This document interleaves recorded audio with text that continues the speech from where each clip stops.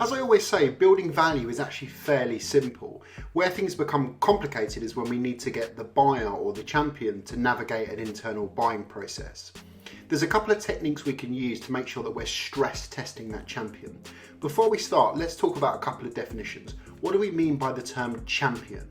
Well, a champion is someone who can influence your deal internally and is the stakeholder that you're selling the proposition to.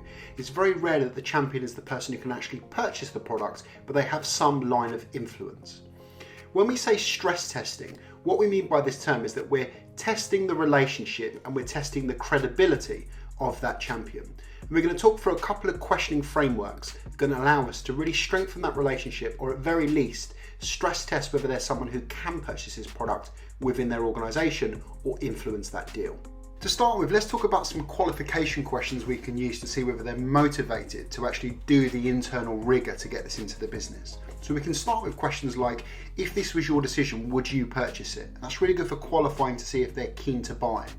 Second of all, we can turn around and say, well, look, are you prepared to work with me to get this into the business? Now, we can use some really simple softening and finessing techniques to let the customer know, or the champion know, that there might be some hard work up ahead.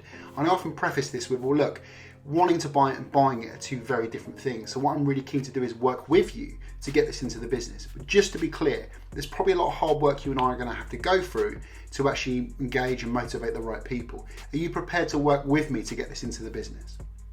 Now, we can also position ourselves selling this up the chain, and we can lean on our expertise and our experience. So we can turn around and say, well, look, in my experience, typically if you're going into your business and selling it yourself, we find that not many customers actually get this over the line. The most effective way of us getting this in front of the right people is if you introduce me to them and I can explain how we can help. Are you prepared to work with me to get me in front of the right people? Now again, what we're really doing here is qualifying whether they can put you in front of the economic buyer, or can put you in someone who's got more decision power or can influence the deal even further.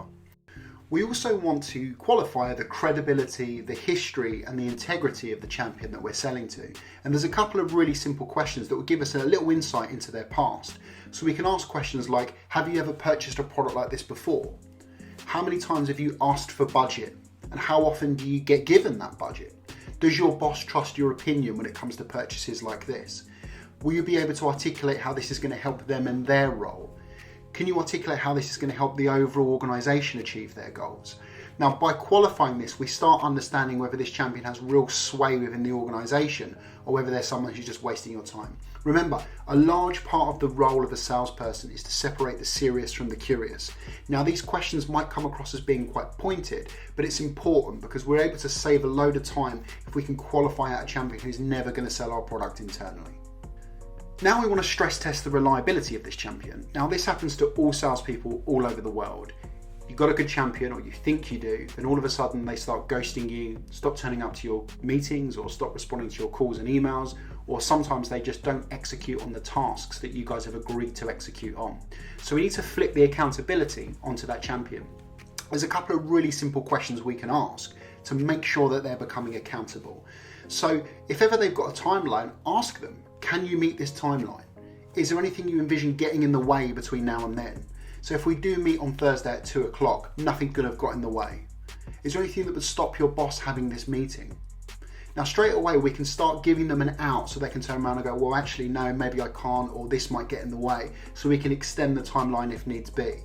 Now, another good thing to do is set yourself tasks to go and execute on as well. Because what you're doing is you're creating some social debt with your champion. So they feel they need to go and do the same with their tasks. So you might turn around and say, great, well, you go and execute on that. What I'm going to go and do is I'm going to go and speak to XYZ and XYZ and XYZ. I make sure I'll do that before Thursday at 2 o'clock as well. So when we both meet, we've completed those tasks. How does that sound? Then all of a sudden, they're confident that you're going to go away and do things, created a little bit of social debt, agreed to stick to those timelines, and hopefully should execute on it.